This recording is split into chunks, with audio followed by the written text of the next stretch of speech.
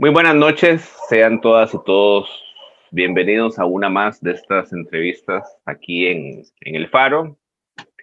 Como siempre, les saluda Héctor Solano en como parte de este intento que hacemos siempre desde este espacio por problematizar más la región latinoamericana en un año 2020 que no termina todavía de sorprender. Falta todavía un mes para que se termine. Vamos a ver si no terminan de suceder más cosas.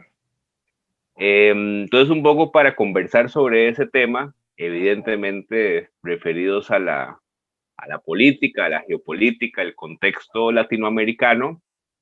Hoy día nos acompaña una amiga que ya nos ha acompañado antes aquí en este espacio, que se llama Alina Duarte. Alina, ¿cómo vas? Hola, ¿qué tal? Pues muchas gracias por invitarme. Bien, justo sorprendida de todo lo que ha pasado este año, que no termina, y pues veremos todavía lo que falta. Sí, Alina, bueno, Alina es periodista, reportera, internacionalista, entre otras cosas es mexicana, y bueno, muy amiga nuestra.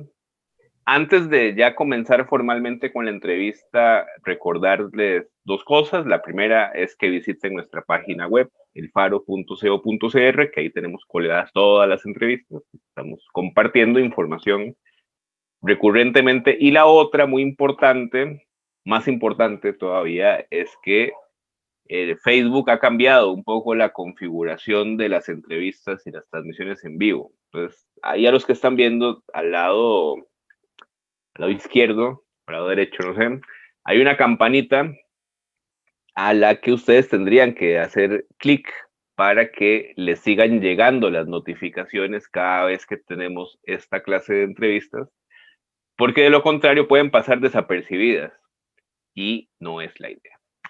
Así que bueno, comenzamos. Alina, un poco como yo te decía, extra micrófonos, como si fuera un programa de radio. El 2020 ha sido un año tremendo y en particular en América Latina hemos tenido de todo. Tuvimos elecciones en Bolivia hace poco más de un mes, que además unas elecciones particulares por todo lo acontecido tras el golpe de Estado de hace un año. Tuvimos el plebiscito hace más o menos un mes también en Chile, como secuela del estallido social que hubo en ese país el año pasado, en el que vos estuviste ahí muy cerca. Y más recientemente hemos tenido estallidos sociales muy similares a ese que hubo en Chile el año pasado, en dos países particularmente, que son Perú y Guatemala. En medio de todo eso, las elecciones en los Estados Unidos no fueron unas elecciones normales. Entonces, tal vez como para comenzar una valoración así general de cómo ves vos el escenario regional, considerando la pandemia, que es otro de los elementos que introduce tensión en esta coyuntura en la que nos encontramos.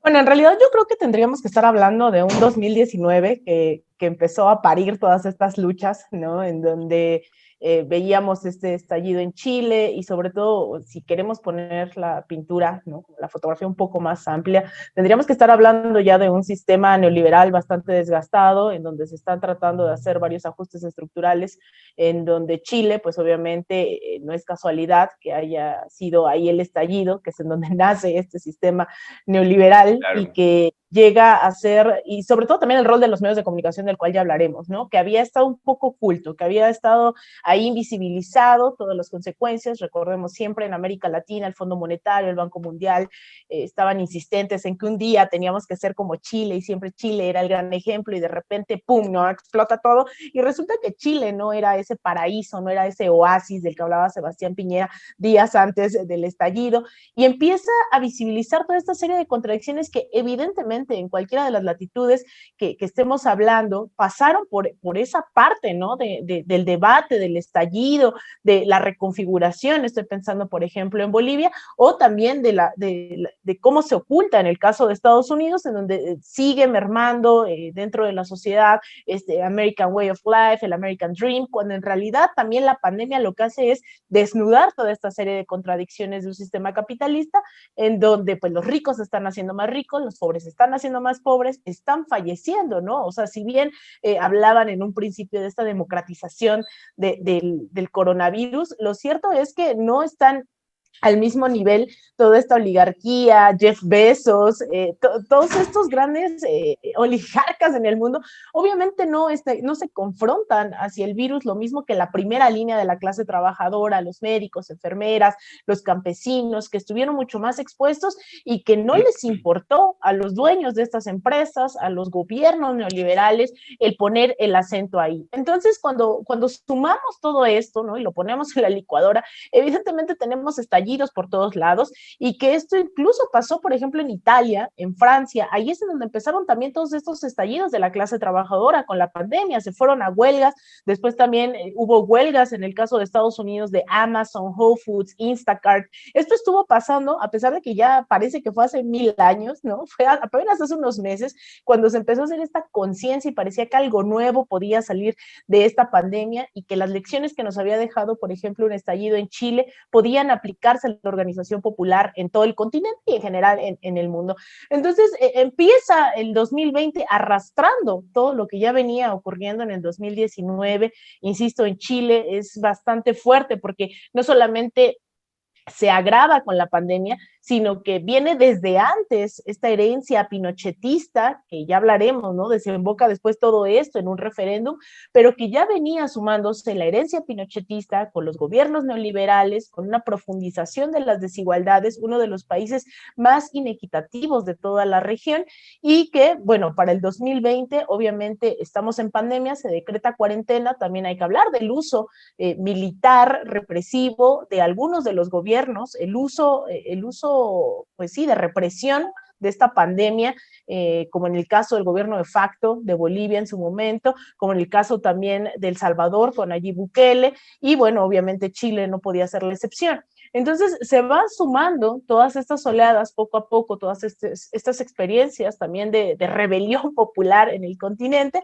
y con la pandemia, al agudizarse todas estas contradicciones de este sistema, pues hace que muchos tengan que romper la cuarentena para salir a protestar, para seguir organizándose y continuar, ¿no? En esta lógica en contra de las medidas neoliberales, en contra de medidas dictatoriales. Entonces es como todo este cóctel, ¿no? De indignaciones en el continente en general, y que bueno, ya también si vamos esbozando, pues en el caso de Estados Unidos tampoco fue la excepción, también hubo un estallido ya empezada la pandemia, el 25 de mayo, con el asesinato de George Floyd, empiezan esta serie de protestas antirracistas que no han cesado, hay que decirlo, a pesar de que los medios no las visibilicen, estas continúan ya desde el pasado mayo, y que también, yo les decía, todas estas huelgas que se han originado a raíz de la profundización de las desigualdades, es decir, nos recuerda un poco que estas medidas neoliberales obviamente no tienen que ver nada más con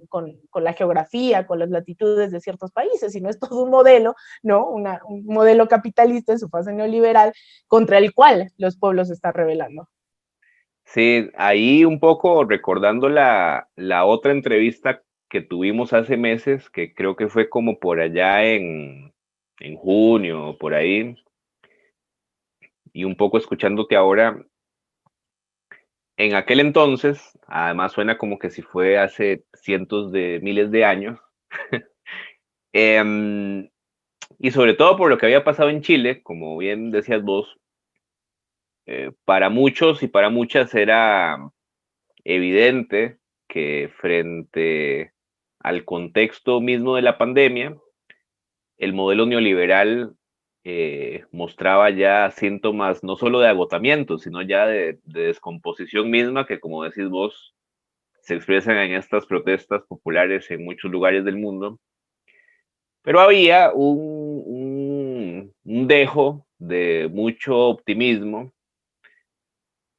en el que básicamente muchas y muchos asumíamos como que saliendo de la pandemia, este mundo iba a ser un lugar bello, hermoso, en donde todos supuestamente teníamos plena coincidencia sobre la necesidad de que los estados protejan a las personas, que los excesos del mercado, la necesidad de revitalizar las democracias y un poco, yo creo que ese optimismo ha cambiado, me parece. Está bien, se ganó la elección en Bolivia, se logró evitar el triunfo de Trump en los Estados Unidos y etcétera, pero también uno podría, es decir, el escenario o las perspectivas acerca de si el mundo que nos va a tocar construir después de la pandemia, uno pensaría que también hay una gran proliferación y naturalización de discursos de odio, eh, y que están cada vez más legitimados, que incluso esa puede ser la herencia cultural más importante del trumpismo, ¿verdad? Entonces, si nos puedes aportar vos una pequeña reflexión también como en esa clave, Alina.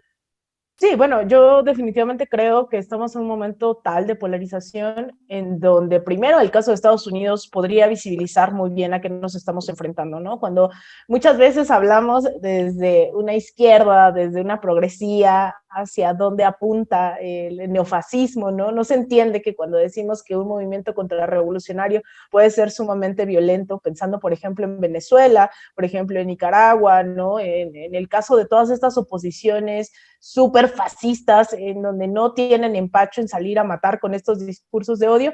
Bueno, en el caso de Estados Unidos, al contrario, yo creo que se ha puesto el acento erróneamente. Ese es el discurso, creo, del establishment, diciendo que Donald Trump ya, ¿no? O sea, como que ya acepte su derrota, que ya se acabó la administración de Donald Trump, que ya hay que dar el paso siguiente hacia una administración que parece ser, va a ser una administración Obama 3.0, ¿no? O sea, la mayoría de los que ya ha anunciado Joe Biden en su gabinete es gente que ya ocupó cargos en la administración de Barack Obama, que no plantea ninguna diferencia sustancial en términos de política exterior, términos de migración, pero sobre todo hay un factor que a mí me impresiona mucho, que es que comparado a las elecciones del 2016, Donald Trump tuvo 7 millones de votos más en las elecciones de 2020.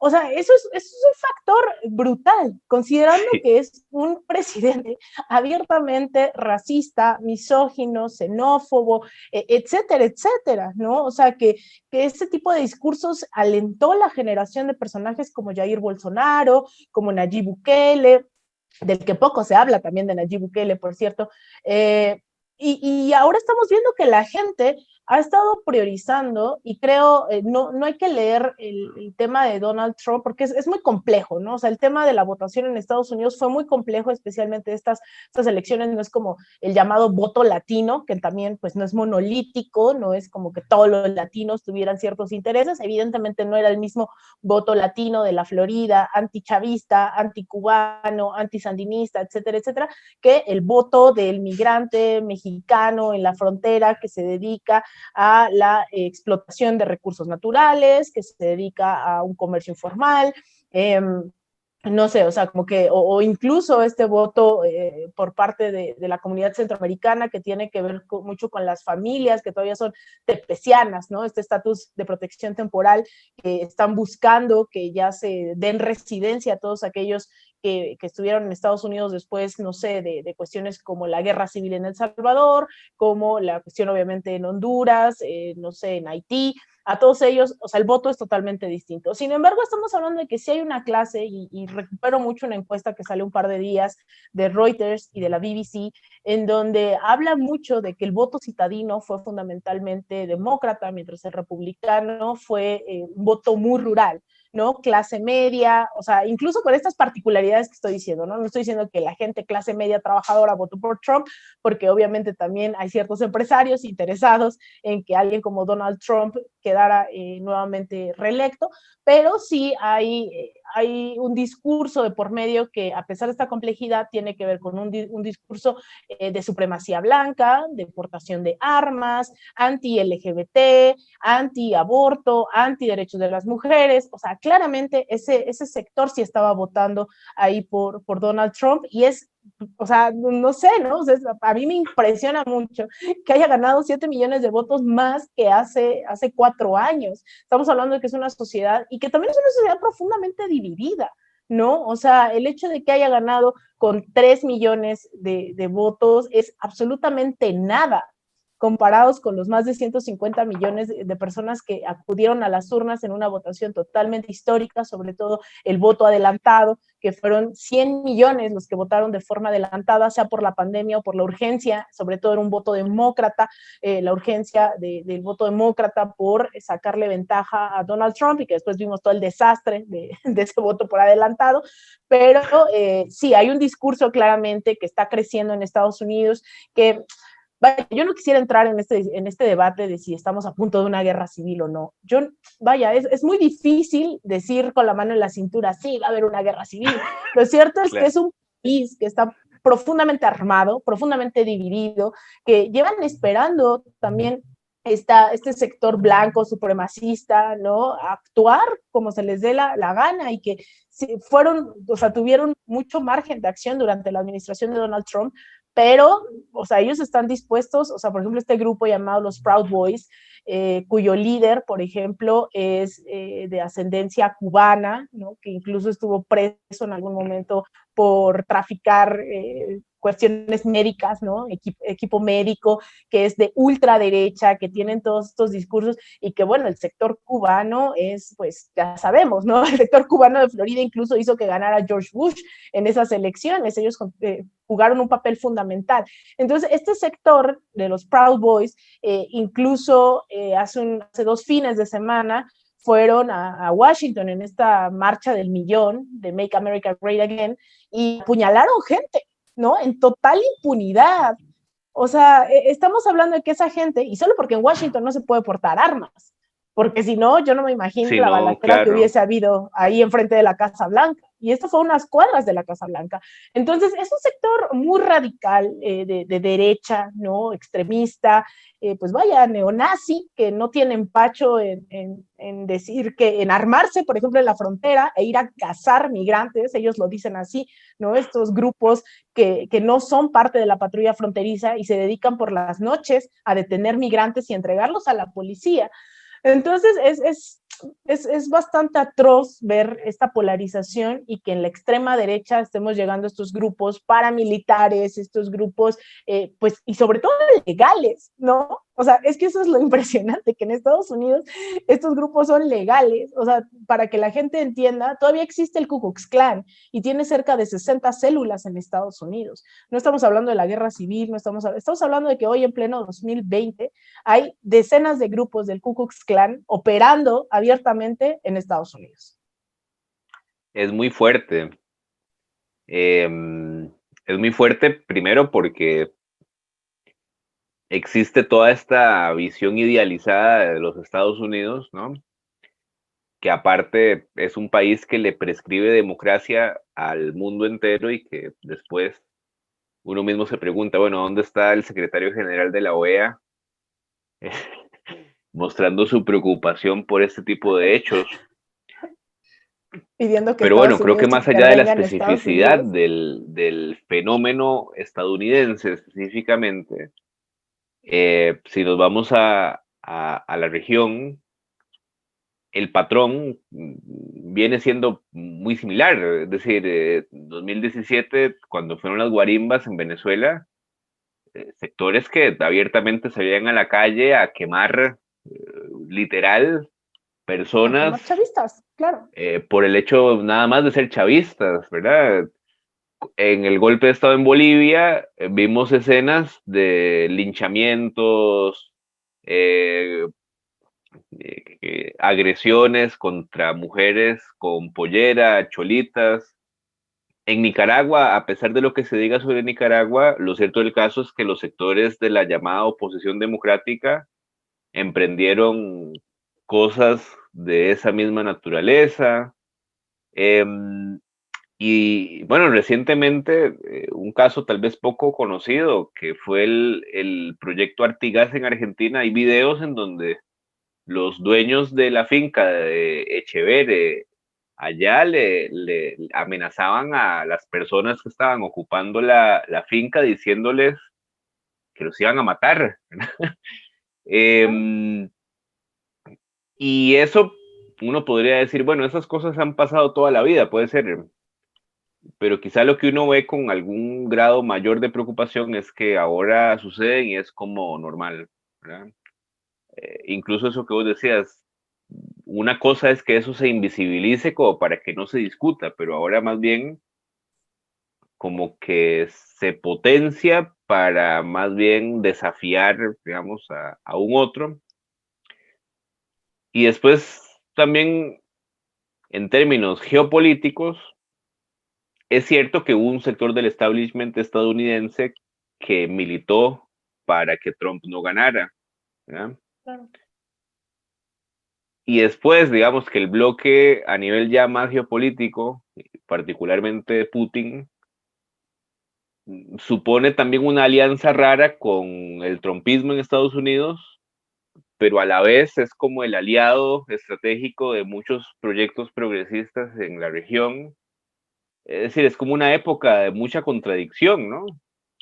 Pues mira, yo incluso en el tema de Rusia y de Estados Unidos me atrevería a decir que eso fue parte sobre todo de la campaña. Mira, tú sabes que a mí no me gusta darle la razón a alguien supremacista, xenófobo y demás, como lo es Donald Trump, pero si en algo estoy de acuerdo totalmente con él, es cuando él habla, no del término fake news tal cual, pero sí de esta prensa liberal que le ha montado una campaña, pues porque ha roto con esta idea del establishment de Estados Unidos, que es la propuesta de Joe Biden. Joe Biden se la ha pasado, en vez del Make America Great Again, Biden es el Make the Empire Great Again, ¿no? O sea, es como hacer de nuevo el imperialismo, porque a eso se ha dedicado Joe Biden, a decir como no, es que ahora sí, y ayer su discurso fue ese, el decir, ahora sí no vamos a ser el Estados Unidos que nuestros aliados están esperando, sentarnos frente a la mesa, liderar, todos están esperando porque vuelva a ser este rol hegemónico, ¿no?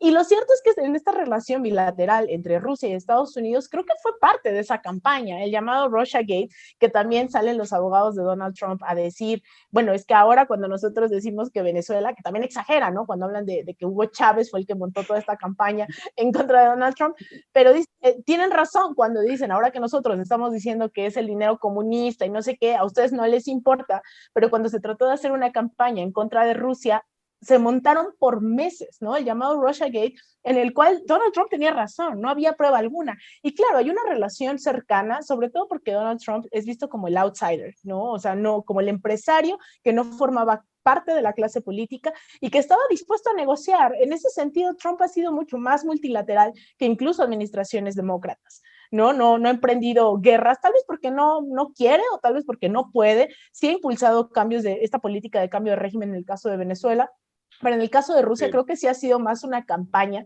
porque igual durante su administración, igual que durante Obama, se siguieron implementando todas estas llamadas sanciones, ¿no? Estas medidas económicas, financieras unilaterales, y esas continuaron, en ningún momento se detuvieron, se salió del acuerdo de misiles de corto y De mis, mediano sí. alcance, o sea, ha habido una serie que en realidad antepone toda esa narrativa, ¿no? En el caso de América Latina, pues Estados Unidos no ha quitado su política monroísta, ¿no? Sigue siendo el patio trasero y así lo ha tratado. Sin embargo, no le ha salido también, como en el caso de Bolivia, con un Almagro, que tú lo decías, ¿no? ¿Dónde está Almagro? Cuando su oficina en la OEA está a 2 cuadras de la Casa Blanca y cuando se trata de las protestas antirracistas, de la brutalidad policial, entonces no se pronuncia, pero cuando se trata de Venezuela, cuando se trata de Cuba, claro que lo hace. Entonces, ahí hay una suerte también del rol que han jugado las organizaciones internacionales y que ahora es muy interesante en el caso de Guatemala, por ejemplo, porque el presidente de Guatemala ha pedido invocar la Carta Interamericana, que recordaremos la oposición venezolana intentó invocarla, pero uno de los requisitos pues para que se lleve a cabo es que sea el Estado miembro de la OEA quien esté pidiéndola. En ese momento Venezuela no estaba hablando de un orden, de una ruptura del orden institucional, sí lo hacía la oposición venezolana, salieron de la OEA con este trámite que duró 2 años para que pudieran darse de baja en la OEA, y que ante esta impotencia de no lograr hacerlo por la vía institucional, pues crearon este llamado Grupo de Lima, ¿no? Que fue eso, la frustración de no lograr ganar las votaciones a lo interno de la OEA, y crean este espacio paralelo que en su momento estuvo liderado por México, sobre todo, ¿no? Y que una de las primeras cosas que hace la administración de Andrés Manuel es como parar eso, cambian al embajador, a la embajadora de México, y ahora ha tenido una postura muy crítica, es como de las posturas creo que más críticas en la escena internacional que ha tenido México, en el caso del cuestionamiento hacia Luis Almagro. Hay otras donde pues no, ni siquiera se ha pronunciado o prefiere detenerse. No, pero ¿no? incluso en el tema de Venezuela Sí. ha sido más consecuente, si se quiere, el gobierno de López Obrador, que por ahí tal vez no tiene esa retórica latinoamericanista, etcétera, que el propio gobierno de Alberto Fernández en Argentina. Claro, sí, o sea, bueno, incluso no sé si hay que poner en el venezolanómetro, ¿no? O sea, como a ver quién lo apoya más. En realidad lo que hizo México fue detener la agresión, y eso ya era demasiado cuando la estaba encabezando. Entonces, o sea, cuando dejas de encabezar el Grupo de Lima, cuando hablas de Sí, ya es un autodeterminación de los montón. pueblos, suena súper revolucionario, súper progresista, cuando en realidad tampoco está diciendo vamos a defender la soberanía venezolana, está diciendo como pues ya déjenlos en paz, ¿no? O sea, y eso es bastante revolucionario, pensando en todos estos grupos que hoy, como por ejemplo Chile, ¿no? Colombia, que tiene un desastre en casa y se dedicaron a hacer campaña en contra de Venezuela durante ya los 20 años, desde diciembre de 1900, no, sobre todo creo yo, no desde que comenzó Hugo Chávez, pero sí desde que empezó con esta política, sobre todo post-golpe de Estado, Sí, ¿no? sí. Que empieza a radicalizar Hugo Chávez su discurso en el 2002. Pero bueno, sí, ese ha sido un poco el rol de México, y volviendo al tema de Estados Unidos, Donald Trump ha continuado mucho esa serie de políticas que empezaron también con la administración de Barack Obama, quien decreta a Venezuela como una amenaza a la seguridad nacional fue Barack Obama, no fue Donald Trump. Sí. Él empezó con las sanciones, entonces se profundizan, sobre todo por el voto de Florida, ¿no? Que lo hizo siempre pensando en Florida Donald Trump, y que no pudo, no le salió ni esta invasión, ni este intento de golpe, ni un Juan Guaidó, por más que invirtieron en él, y que ahora también eso lo veremos el próximo 6 de diciembre, que no creo que juegue un factor importante, no hay que descartar que Estados Unidos quiera hacer algo, obviamente, pero que pues el circo de Juan Guaidó parece que ya está, que ha sido muy abandonado, ¿no? O sea, por el mismo Estados Unidos le han dado la espalda, y ya está ahí. O sea, incluso Guaidó reconoció a Joe Biden, ¿no? O sea, pésimo movimiento el muchacho. Entonces, de por sí estaba solo, él solito se aisló, y fue como, o sea, le dio la espalda. O sea, eso habla de que Donald Trump le dio ya la espalda, ¿no? Y que ya no está pensando en Guaidó como una figura de la oposición. Ya veremos, o sea, durante los últimos 20 años hemos tenido bastantes figuras, desde María Corina Machado, Leopoldo López, Enrique Capriles, Juan Guaidó. Vamos a ver, en su momento creo Rosales. que sí, hubiese sido, yo pensaba honestamente que iba a ser Enrique Falcón, pero creo que pues también ya lo vetaron y le dijeron, ¿para qué andas ahí negociando con el chavismo? Hasta un lado. Pero bueno, ya veremos qué pasa el 6 de diciembre en el caso de Venezuela. Sí, en el tema venezolano también es, o sea, habría que estar como muy en los círculos del poder para entender realmente cuál es la racionalidad geopolítica y económica de que esta situación de bloqueo persista, que es la misma discusión con respecto de Cuba, tal vez con la diferencia de que Cuba es un país que geopolíticamente no tiene el mismo peso que sí tiene Venezuela, pero uno pensaría que en términos estrictamente de negocios, a los sectores económicos en Estados Unidos les puede funcionar mejor una normalización de las relaciones entre Venezuela y Estados Unidos.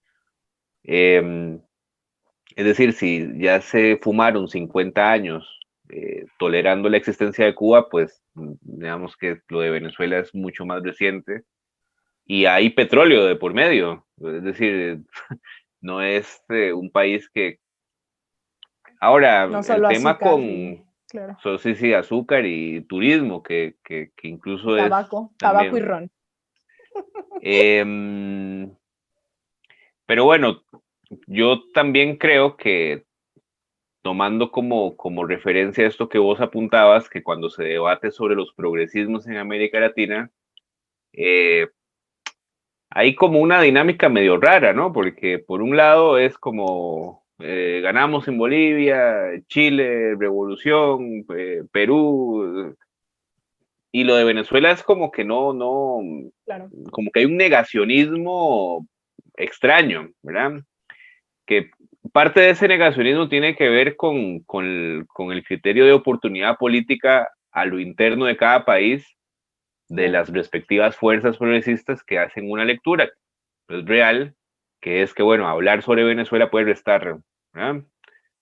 Lo que sorprende es que en términos del análisis eso suceda, porque al final un analista no pierde nada. Vos hablas sobre Venezuela, no es que vas a perder algo. ¿Por qué se da esta situación o por qué crees vos que se da esta situación de, sí, en Venezuela hay elecciones de este domingo en 8 y Nadie habla de no eso. hay no hay la expectativa que hubo hace un mes con lo de Bolivia, ni qué decir con Estados Unidos.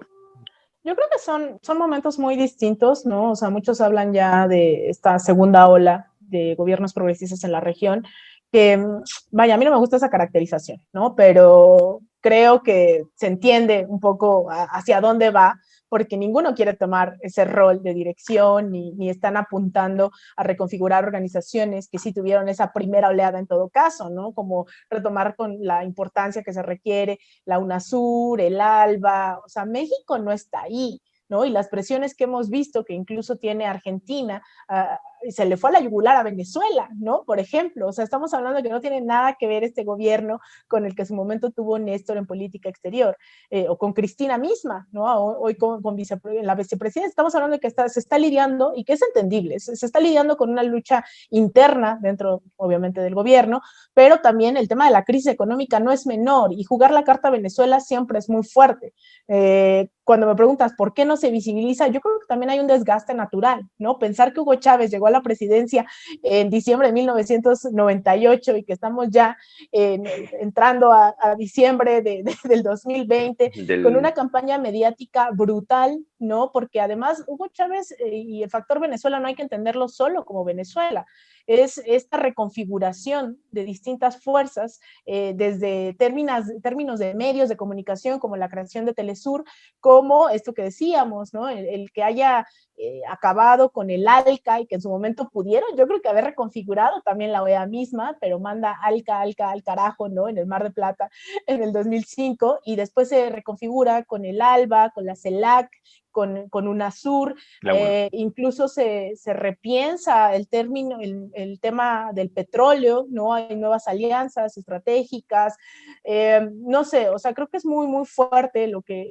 generó, y que de ese nivel fue la campaña en contra de todo lo que representaba Venezuela, porque no solamente era política exterior, la política exterior tenía que ver también con alianzas estratégicas que mermaban en lo interno, como las alianzas entre Cuba y Venezuela, con todas las misiones de educación, las alianzas que hicieron para términos de vivienda, por ejemplo, con Turquía todavía tienen esta alianza para la construcción, tengo entendido, ya son más de 3 millones de casas, ¿no? El repensar, por ejemplo, internacionalmente el derecho a la vivienda a partir de la experiencia venezolana es súper fuerte. Para nosotros sigue siendo un tema de privilegios y no de derechos, mientras en Venezuela se están entregando casas a los venezolanos por ser venezolanos. Eso es algo que no hemos normalizado en otras latitudes.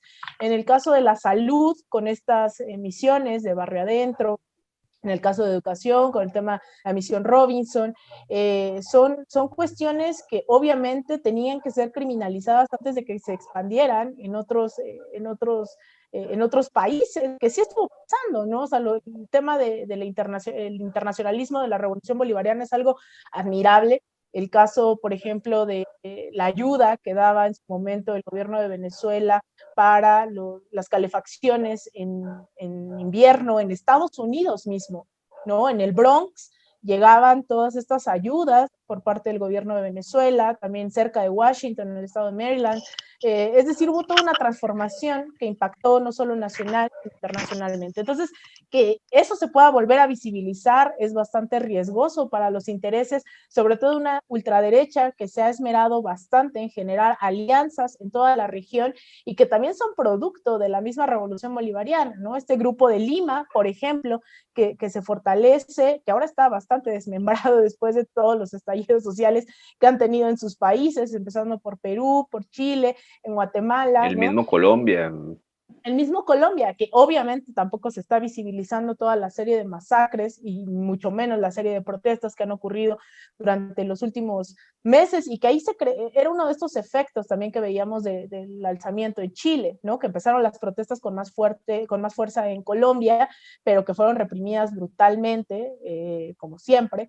Entonces, parte de por qué esta campaña hacia Venezuela es porque sigue representando o sea, que haya grupos de solidaridad a la revolución bolivariana en Estados Unidos no es menor, ¿no? O sea, es algo que no hay que desestimar, sean fuertes o no, son grupos que vieron también estas alianzas del mismo gobierno de Hugo Chávez, de Nicolás Maduro, en su momento, allá en cuestiones de educación, esto que decía, algo tan tangible como que gente no moría de frío, las comunidades más pobres, gracias a la solidaridad de Venezuela en Estados Unidos, y ahora llega el momento en donde pues los ataques también son tan fuertes y que tampoco se habla, ¿no? No se habla de que el Banco de Inglaterra intentó robar el oro de Venezuela, que ahora Guaidó tiene que pagar $500,000 y dice que no puede pagar eso, los costos del juicio por las sanciones de Estados Unidos que él impulsó, entonces así de ridículo, o todo el dinero que se quedó en la Reserva Federal de Nueva York, o le robaron Citgo, Citgo,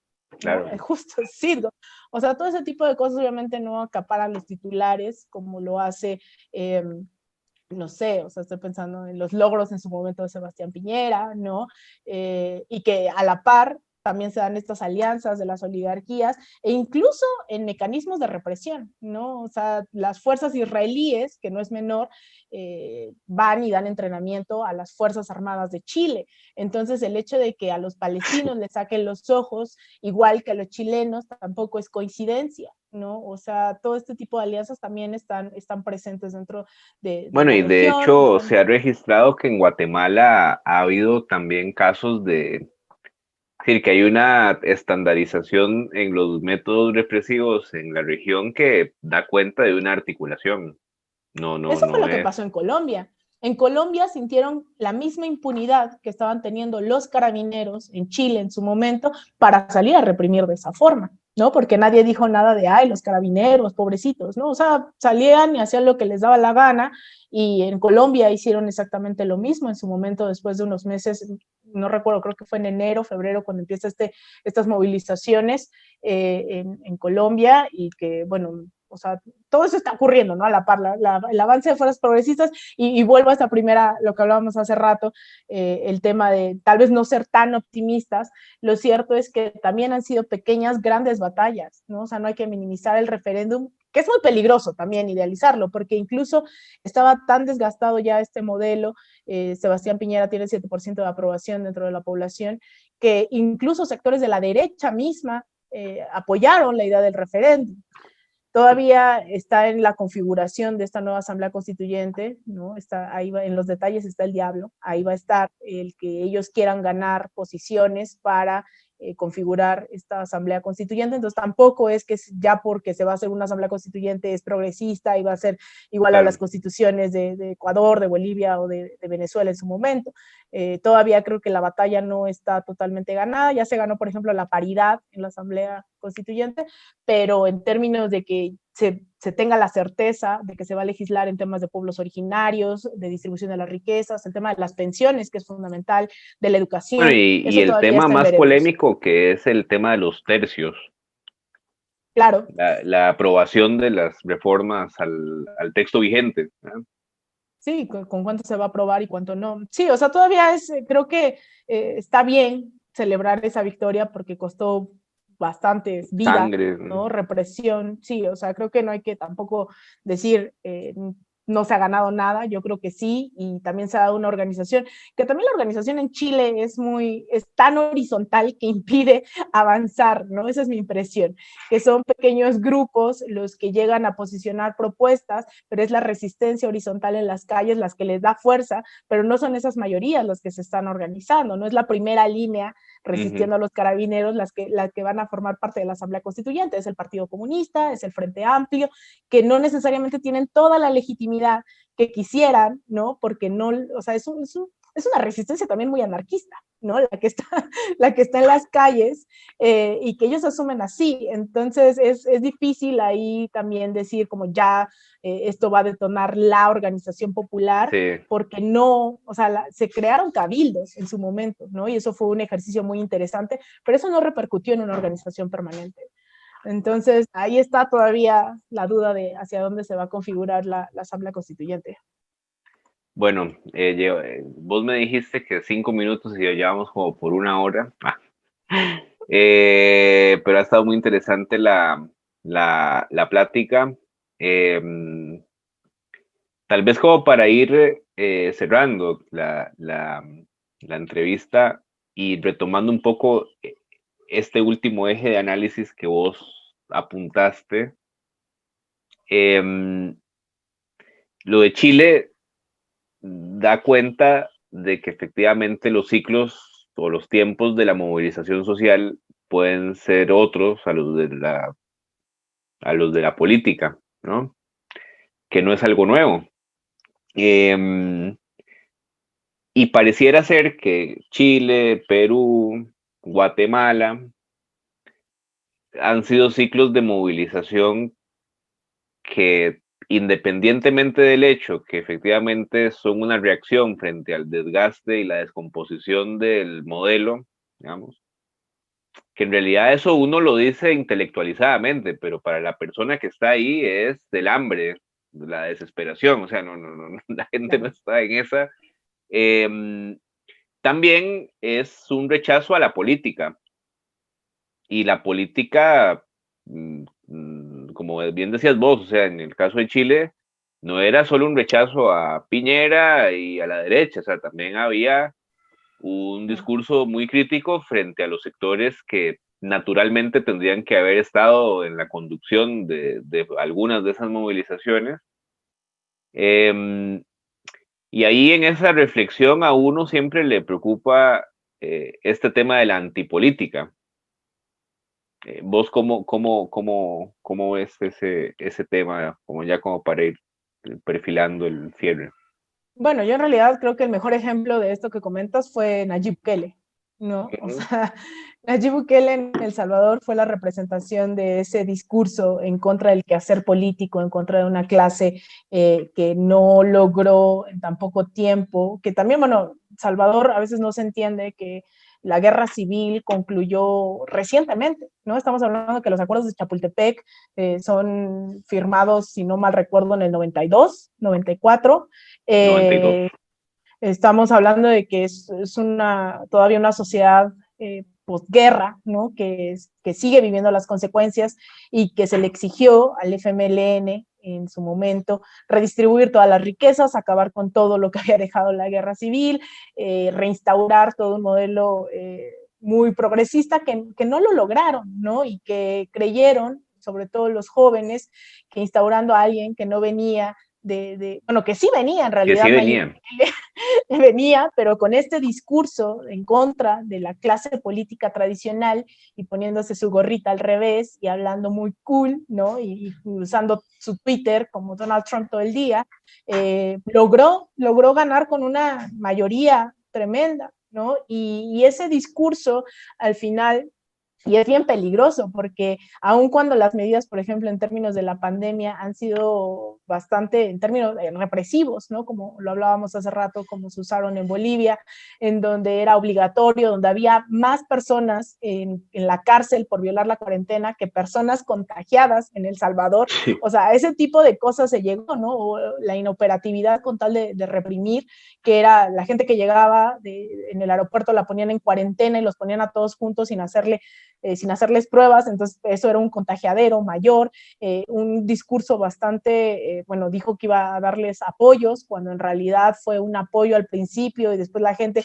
terminó saliendo a las calles y protestando y demás, ¿no? O sea, todo salió mal, pero logró mermar todo ese discurso de no formar parte de la clase política. Yo creo que en Chile sí es un poco similar, sin embargo también veo en candidatos como Daniel Jadwe, que él es alcalde de La Recoleta, en Chile, que es un personaje súper interesante, ¿no? Porque viene de ascendencia palestina, ha implementado, bueno, él es del Partido Comunista, ha implementado una serie de farmacias populares que se han tenido que replicar en el resto del país. Estaba instaurando hace unos meses, justo cuando iba a empezar la pandemia, ya un modelo de que quien no tenga recursos para pagar la luz no la pague, ¿no? Instauraron celdas solares populares, decía. Ha tenido toda una gestión muy interesante y que a pesar de que hablamos de esta horizontalidad en las protestas, que no tienen una organización a la cual se sumen, es verdad que no ven mal a Daniel Jadwe del Partido Comunista y que también hay que entender, el Partido Comunista no tiene que ver con otras experiencias de partidos comunistas en la región, creo que el chileno es una excepción también por la crudeza de la herencia pinochetista, ¿no? Siguen organizados, siguen teniendo una representación que tal vez no es mayoritaria, pero que tienen bastante respaldo, como Carol Cariola, Camila Vallejo, el mismo Daniel Jadwe, y que Daniel Jadwe yo creo que puede ser un candidato, o se está especulando, lo están proponiendo como candidato presidencial de la izquierda. No sé si logre captar una votación más alta que alguien de centro, centro derecha, o no sé, ¿no? No lo sé. Pero ya en términos de la organización, yo veo en la región una necesidad al menos ya de debatirlo públicamente. En el caso de Bolivia, hace unos días escribía yo un texto en donde hablaba no solo de la autocrítica, sino de hacia dónde van y las nuevas exigencias que tienen que existir hacia el movimiento al socialismo, pero sobre todo a este apellido, ¿no? Que es el MAS IPS, el instrumento político de los movimientos sociales, en donde ahí tendría que haberse puesto la fortaleza, porque también el MAS no es un partido político como en el resto de América Latina, es un movimiento social que tiene acceso a las elecciones, pero que ellos nunca se han organizado formalmente, estructuralmente, como un partido que nosotros conocemos, y que ahora la demanda es poner ahí el acento con esta nueva gestión de Lucho Arce y David Choquehuanca. Tan así que ahora que se reúnen con los movimientos sociales hace un par de días, Lucho Arce con Evo Morales, la gente empieza a gritar como queremos gente nueva, ¿no? Y es un mensaje muy fuerte, que obviamente a Lucho Arce no le dio mucha gracia, cambió su semblante totalmente. Y a Evo menos, pero que, seguramente, ¿no? Mira, a Evo no lo enfocaron, yo no vi la reacción de Evo en ese momento, la que sí vi, porque quien estaba hablando era Lucho Arce en ese momento. La reacción obviamente no es de felicidad, sin embargo, pues son esos movimientos los que estuvieron en todas las trincheras, en las barricadas, a los que asesinaron, a los que estuvieron perseguidos, ¿no? O sea, no hay forma de que les diga no te vamos a escuchar después de un golpe de Estado y una lección histórica que deja para toda la región, el revertirlo, incluso bajo la dinámica y las propuestas de esta democracia burguesa, golpista, ¿no? Bajo esas mismas reglas ganan unas elecciones donde definitivamente no tenían condiciones para que se llevaran a cabo a mitad de una pandemia, con perseguidos, con intento incluso de proscripción del MAS en múltiples ocasiones, le quitaron la posibilidad de Evo Morales de ser senador, encarcelaron un montón de gente, asesinaron a más de 30 personas, es decir, es bastante fuerte como para que hoy el MAS nos esté replanteando el qué va a pasar, el qué sigue, sin escuchar a esos movimientos sociales que revirtieron un golpe de Estado. Entonces, el tema de la organización yo creo que sí es muy, muy específico en cada uno de los países. Lo cierto es que al menos después de una experiencia como Jair Bolsonaro, como Donald Trump, no tanto está en el radar Nayib Bukele, pero es importante mencionarlo, ¿no? Como ahora lo que, bueno, Perú y sus 20 presidentes en los últimos 2 años, ¿no? Yo creo que sí, al menos está sobre el radar y sobre todo después del factor de la pandemia, la reconfiguración de los movimientos sociales, el rol que estos tienen que tener y sobre todo las lecciones que no son menores, ¿no? Yo he sido muy insistente estas semanas en las lecciones que nos deja Bolivia a mitad de una pandemia, después de un golpe de Estado, el más reciente, que no descarto que no sea el último, ¿no? Lamentablemente, y sobre todo con una administración de Biden que promete ser esta administración Obama 3.0, todos sus gabinetes, y vuelvo a repetir, ¿no? Su gabinete ya fungió, tuvo algunos puestos dentro de la administración de Barack Obama. Entonces, sí, yo creo que el tema de la organización va a ser fundamental, pero le sumo esta parte del optimismo que hablabas, que a lo mejor no estamos viendo este furor de la primera línea en la clase trabajadora que veíamos al principio de la pandemia, y que ahora pues se ha profundizado, ¿no? Ha dejado también una desorganización natural, ¿no? De gente que no puede bajo una pandemia estar saliendo a las calles, o que en el caso de estos gobiernos ha sido perseguida, o ha sido pues asesinada, o en el caso de Chile, ¿no? Que todavía falta un año para que sean las elecciones presidenciales. Yo la verdad es que no sé no han sacado a Sebastián Piñera, ¿no? O sea, que tiene que ver mucho con la herencia pinochetista y esa estructura militar que impide la ruptura del orden democrático, pero que con 7% de aprobación y con protestas ya durante un año, la verdad es que me parece hasta una vergüenza, ¿no? Que siga Piñera No, en el poder. incluso el caso de Ecuador también, que hay elecciones ahora en En febrero, febrero. después del desastre de Moreno. Y que también Es, habría que pensar la responsabilidad que ha tenido el correísmo ahí, ¿no? O sea, porque, o sea, hay que entrarle a esa discusión también. Al final, la permanencia de un Lenin Moreno haciendo lo que le da la gana y haciendo decretos totalmente neoliberales, y que la resistencia no es una resistencia correísta, sino una resistencia indígena, popular, que incluso lo que denunciaron, porque durante el estallido también en octubre del 2019, fue que se desarticularon estos movimientos. Y para mí esa es también una de las lecciones que tenemos que retomar aquí en México, ¿no? Que es en dónde está el rol de los movimientos sociales, porque es natural que se vayan dentro de estos llamados gobiernos progresistas, que formen parte del gobierno, pero abandonan las calles, abandonan los medios de comunicación, abandonan otras trincheras, permitiendo que estos grupos de derecha pues los rebasen justamente bueno, por la derecha. abandonan, y en el caso ecuatoriano hay que reconocer, no solo se abandonó, digamos, durante los años de los gobiernos de la Revolución Ciudadana, sino que hubo un discurso oficial que en algunos casos era de institucionalización del conflicto social, que digamos que está bien, pero también de una estigmatización grande de determinados movimientos Le voy a sociales. pasar esta conversación a Andrés Manuel López Obrador.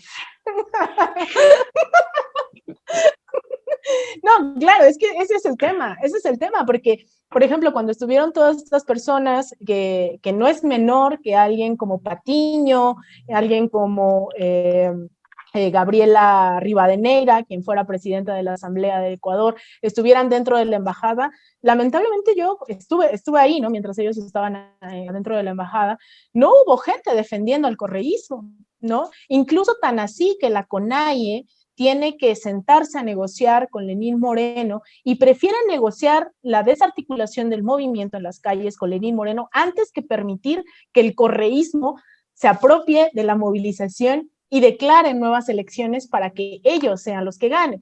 Entonces, creo que esas lecciones también valdría la pena Es, retomarlos en esta segunda, si bueno, y es que lo sumarle es. que esa negociación sucedió la noche antes de la detención de Paola Pavón, Virgilio Hernández y Claro, Cristian González, claro, y que uno no podría como afirmar alegremente que negociaron eso, obviamente, claro. pero es una coincidencia temporal de horas. Y que Pero ya bueno, veremos qué pasa en febrero del 2021 entonces, ¿no? Hacia dónde van las fuerzas progresistas, hacia dónde van los movimientos sociales, porque la CONAIE también tiene este brazo electoral, el Pachacuti, pero que sí, tampoco tiene la capacidad de ganar una elección presidencial, ¿no? Tampoco hay que ser ingenuos. Entonces vamos a ver hacia dónde van esas negociaciones también para febrero. sí. Bueno, Alina, ahí como que siempre se van sumando temas y más temas y más temas y como que podríamos seguir, pero bueno, Las podríamos cinco seguir y horas. ya con una persona conectada. Así que bueno, tal vez un mensaje final, ya que estamos a punto de empezar diciembre, Navidad, y que por fin se acabe el 2020, para ya ir concluyendo la Pues primero, entrevista. feliz Navidad.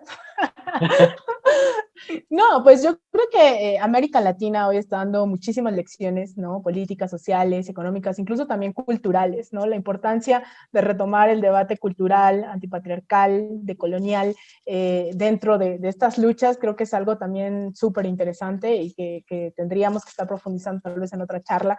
Es algo que no estaba, evidentemente, en esta primera ola, por mucho que el Claro, comandante Chávez fuera feminista, ¿no? Y hablara de esto, creo que no tiene que ver con estos sistemas, por ejemplo, este Ministerio de Despatriarcalización en Bolivia, que sí existe y que se está priorizando y que mucha gente en la calle incluso me decía, estamos listos para una mujer presidenta, ¿no? Entonces, ese tema también está a par, está creciendo dentro del debate del feminismo comunitario, ¿no? Que se está retomando también estos debates feministas, no sé, dentro de los pueblos mapuches, el pueblo aymara, quechua, etcétera.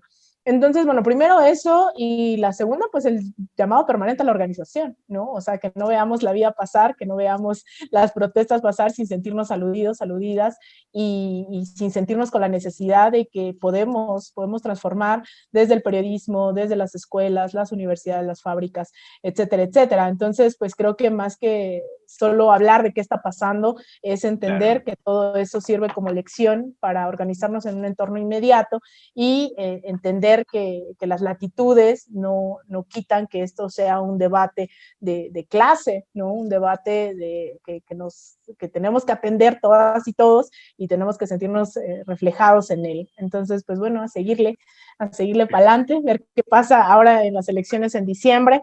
Qué pasa, bueno, ya empezó la transición formalmente en Estados Unidos, ya no es esta incertidumbre de un mes de quién ganó las elecciones, ¿no? Al parecer ya está claro, pero tampoco desestimar a la derecha en ningún espacio, ni siquiera ni en Estados Unidos, ni lo que eso implica en nuestras regiones, ¿no? Entonces siempre estar bien alertas, pero sobre todo organizándonos. bueno. Muchísimas gracias, Alina. Y bueno, gracias a todas y a todas las personas que nos están acompañando hasta el final de la entrevista. Y bueno, recordarles que, como siempre, vamos a subir la entrevista después en nuestro canal en YouTube y demás para seguir conversando sobre la región, sobre América Latina y poder aportar más luces en el análisis y en la acción política, como bien decía Alina. Buenas noches. Chao. Pronto.